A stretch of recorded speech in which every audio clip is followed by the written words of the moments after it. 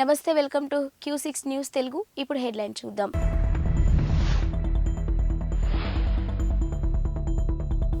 Vizag beach కు కొట్టుకువచ్చిన భారీ పాము కళేబరం.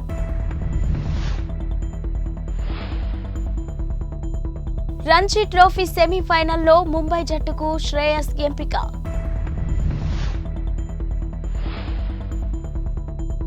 11,062 పోస్టులతో రేపు Telangana mega DSC notification. Details చూస్తే వైజాగ్ తీరానికి మంగళవారం ఓ భారీ పాము కళేబరం కొట్టుకొచ్చింది. నగర పరిధిలోని సాగర్ నగర్ బీచ్ దగ్గరలో ఈ కళేబరం కనిపించింది. సముద్రంలో అరుదుగా కనిపించే ఈ పామును నల్లపాముగా వ్యవహరిస్తారని మత్స్యశాఖ అధికారులు తెలిపారు. మత్స్యకారుల వలలకు చిక్కిన పామును తిరిగి సముద్రంలో విడిచిపెట్టే క్రమంలో ఇది చనిపోయి ఉంటుందని చెప్పారు. వలలో చిక్కుకోవడంతో భయాందోళనకు గురై ఈ పాములు చనిపోతాయని వివరించారు. ఈ భారీ పాము కళేబరాన్ని చూసేందుకు చుట్టుపక్కల వారు గుడ్లవానిపాలెం అమ్మవార్ల ఆలయాల తీరానికి పెద్ద సంఖ్యలో చేరుకున్నారు. ఫోటోలు తీసి సోషల్ మీడియాలో పోస్ట్ చేయడంతో అవి కాస్త వైరల్గా మారాయి. ఇండియన్ ప్రీమియర్ లీగ్ IPL పై ఆసక్తితో దేశవాళీ మ్యాచ్ల విషయంలో నిర్లక్ష్యం వహిస్తున్నారని BCCI భావిస్తుంది. జాతీయ జట్టులో లేనప్పుడు దేశవాళీ క్రికెట్ ఆడాలని గతంలోనే సూచించింది. అయినప్పటికీ పలువురు సీనియర్ ఆటగాళ్లు వివిధ కారణాలు చూపిస్తూ మ్యాచ్లు ఆడట్లేదు. ఈ సూచనను శ్రేయస్ అయ్యర్, ఈశాన్ కిషన్లు విస్మరించారు. వారిద్దరిని కాంట్రాక్ట్ ఆటగాళ్ల జాబితా నుంచి బోర్డు తప్పించనుందని వార్తలొచ్చాయి. దీంతో పాటు ఖచ్చితంగా దేశవాళీ మ్యాచ్లు ఆడేలా నిబంధన తీసుకురావడంతో పాటు ఫస్ట్ క్లాస్ క్రికెట్ ఆడిన వారికి నగదు ప్రోత్సాహకం ఇచ్చేందుకు ప్రణాళికలు రూపొందిస్తున్నట్లు సమాచారం. ఈ నేపథ్యంలోనే BCCI హెచ్చరికతో ఆటగాళ్లు దారికి వస్తున్నారు. వెన్నుగాయం కారణంగా Ranji trophy quarter final match కు దూరమైన శ్రేయస్ అయ్యర్ తాజాగా సెమీఫైనల్ మ్యాచ్ ఆడనున్నారు. శ్రేయస్ ను ముంబై జట్టు ఎంపిక చేశారు. తెలంగాణలోని రేవంత్ రెడ్డి ప్రభుత్వం మెగా డిఎస్సికి నోటిఫికేషన్ విడుదల చేయబోతుంది. మొత్తం 11,062 ఉపాధ్యాయుల పోస్టులను రాష్ట్ర ప్రభుత్వం భర్తీ చేయనుంది. దీనికి సంబంధించిన నోటిఫికేషన్ రేపు విడుదలయ్యే అవకాశం ఉంది.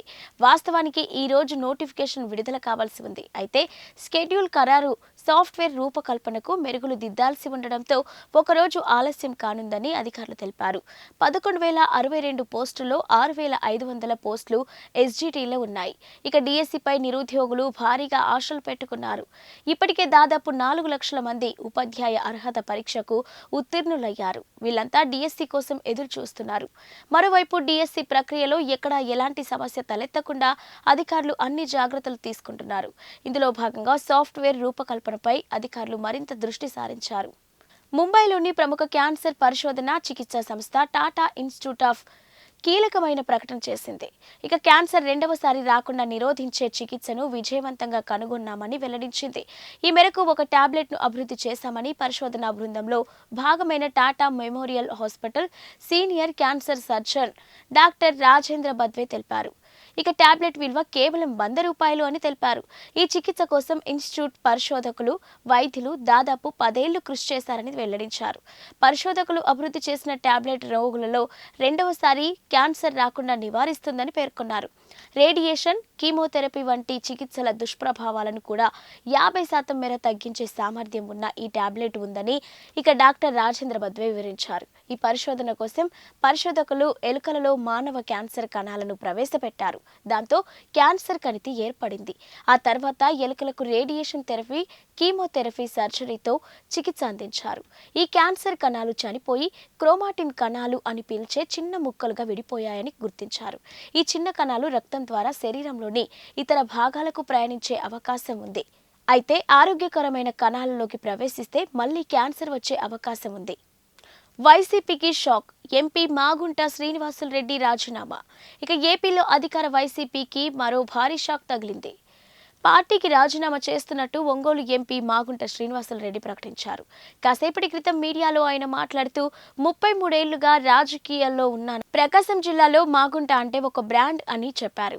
8 సార్లు పార్లమెంటుకు, 2 సార్లు శాసనసభకు, 1 సారి ఎమ్మెల్సీ పదవికి, మొత్తం 11 సార్లు చట్టసభలకు పోటీ చేశానని తెలిపారు. తమ కుటుంబానికి అహం లేదని, ఆత్మగౌరవం మాత్రమే ఉందని చెప్పారు. వైసీపీని వీడటం బాధాకరమే, అయినప్పటికీ తప్పడం లేదని అన్నారు. ఆత్మాభిమానాన్ని కూతుర్ని చంపుకోలేమని చెప్పారు. ఒంగోలు ఎంపీ బరిలో తన కుమారుడు మాగుంట రాఘవరెడ్డిని నిలపాలని నిర్ణయించామని తెలిపారు. మాగుంటను వైసీపీ హైకమాండ్ దూరం పెట్టిన సంగతి తెలిసిందే. ఇక ఒంగోలు పార్లమెంటు స్థానం నుంచి అభ్యర్థిగా చెవిరెడ్డి భాస్కర్ రెడ్డిని జగన్ ప్రకటించారు. ఈ పరిణామాల నేపథ్యంలోనే మాగుంట తీవ్ర అసంతృప్తితో ఉన్నారు. పార్టీకి రాజీనామా చేస్తున్నట్టు ప్రకటించారు. మార్చి మొదటి వారంలో ఆయన టీడీపీలో చేరనున్నట్టు సమాచారం. అభివృద్ధి పనుల కోసం ఏర్పాటు చేసిన శిలా ఫలకాన్ని వైసీపీ సర్పంచ్ ధ్వంసం చేసిన ఘటన ప్రకాశం జిల్లాలోని పెద్దరావీడు మండలంలో జరిగింది. మండలంలో ఉన్న చట్లమిట్ల, రేగూను మానుపల్లి గ్రామాల సచివాలయం ఆర్బీకేలను రేగూను మానుపల్లిలో నిర్మించారు. అయితే అక్కడ ఏర్పాటు చేసిన శిలా ఫలకాలపై రేగూను మానుపల్లి సర్పంచ్ పాలగిరి వెంకట రామాంజనేయరెడ్డి పేరును వేయలేదు అని, దీనిపై రామాంజనేయరెడ్డి తీవ్ర ఆగ్రహానికి గురయ్యారు. ఇక వైసీపీలో ఉన్న ఓ వర్గం నాయకులకు అధికారులు తలొగ్గి తన పేరును రాయలేదని మండిపడ్డారు నాయకులు. ఇక నాయకులు అధికారుల పేర్లను రాసి సర్పంచ్ల సంఘం అధ్యక్షుడిగా ఉన్న తన పేరును రాయలేదని విమర్శించారు. సుత్తితో శిలాఫలకాన్ని ధ్వంసం చేశారు. తనను గౌరవించకపోవడంతో బాధతో ఈ పని చేశానని చెప్పారు. రాజ్యసభ ఎన్నికల్లో భాగంగా హిమాచల్ ప్రదేశ్లో 6 కాంగ్రెస్ ఎమ్మెల్యేలు బీజేపీ అభ్యర్థికి అనుకూలంగా ఓటు వేసిన కొన్ని గంటల అనంతరం అనూహ్య రాజకీయ పరిణామం చోటు చేసుకుంది. రాష్ట్రంలో రాజకీయ సంక్షోభం దిశగా అడుగులు పడుతున్నాయి.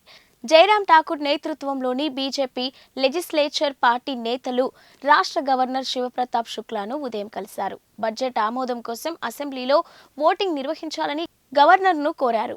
ఇక బడ్జెట్ సమావేశాలు ఆరంభానికి ముందు ఈ పరిణామం చోటు చేసుకుంది. బడ్జెట్ను ఆమోదింపజేసుకునే బలాన్ని కాంగ్రెస్ పార్టీ కోల్పోయిందని జైరాం ఠాకూర్ అన్నారు. ఇక గవర్నర్తో సమావేశం అనంతరం ఆయన మీడియాతో మాట్లాడారు. బీజేపీ ఎమ్మెల్యేలను స్పీకర్ సస్పెండ్ చేస్తారేమోనని అనుమానంగా ఉందని జైరాం ఠాకూర్ పేర్కొన్నారు. ఏపీ అసెంబ్లీ లోక్సభ ఎన్నికల్లో పోటీ చేయనున్న అభ్యర్థుల ఎంపికపై ఏపీసీసీ దృష్టి పెట్టింది. ఇప్పటికే అధికార వైఎస్ఆర్సీపీ ఆయా నియోజకవర్గాల సమన్వయకర్తలను నియమించగా, విపక్ష టీడీపీ జనసేన కూటమి కొన్ని నియోజకవర్గాలకు అభ్యర్థులను ప్రకటించడంతో వీలైనంత త్వరగా అభ్యర్థులను ఖరారు చేయాలని కాంగ్రెస్ యోచిస్తుంది. రాష్ట్ర వ్యాప్తంగా కాంగ్రెస్ టికెట్ల కోసం వచ్చిన దరఖాస్తులను పరిశీలించేందుకు హస్తం పార్టీ సిద్ధమైంది. ఈ మేరకు ఏపీసీసీ అధ్యక్షురాలు వైఎస్ షర్మిల నేడు రేపు భేటీలు నిర్వహించనున్నారు. ఇక విజయవాడలోని ఆంధ్రరత్న భవన్లో దరఖాస్తుదారులతో సంప్రదింపులు జరపనున్నారు. ఢిల్లీ లిక్కర్ స్కామ్లో విచారణకు హాజరు కావాలని బీఆర్ఎస్ ఎమ్మెల్సీ కల్వకుంట్ల కవితకు ఈడీ నోటీసులు జారీ చేసిన సంగతి తెలిసిందే. ఈ నేపథ్యంలో ఈ నోటీసులను సవాలు చేస్తూ కవిత సుప్రీంకోర్టులో పిటిషన్ వేశారు. గత ఏడాది సుప్రీంకోర్టులో పిటిషన్ దాఖలు చేశారు. మహిళనైన తనను ఈడీ విచారణకు పిలవడంపై ఆమె అభ్యంతరం వ్యక్తం చేశారు. తనపై ఈడీ ముందస్తు చర్యలు తీసుకోకుండా ఆదేశాలు జారీ చేయాలని సుప్రీంకోర్టును ఆమె కోరారు. ఈ పిటిషన్పై సుప్రీంకోర్టు నేడు విచారణ జరపనుంది. ఇక జస్టిస్ బేలా త్రివేది, జస్టిస్ పంకజ్ మిట్టల్ ధర్మాసనం పిటిషన్ను విచారించనుంది. మరోవైపు ఇదే స్కామ్లో కవితకు సిఆర్పిఎస్ సెక్షన్ 40A కింద సిబిఐ నోటీసులు ఇచ్చిన సంగతి తెలిసిందే.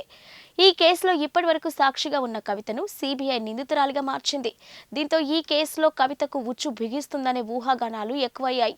అయితే ముందే నిర్ణయించిన కార్యక్రమాల దృష్ట్యా విచారణకు హాజరు కాలేనని సిబిఐకి కవిత లేఖ రాశారు. గతంలో ఇచ్చిన సెక్షన్ 160 నోటీసుకు 41A నోటీస్ పూర్తి విరుద్ధంగా ఉందని లేఖలో ఆమె పేర్కొన్నారు.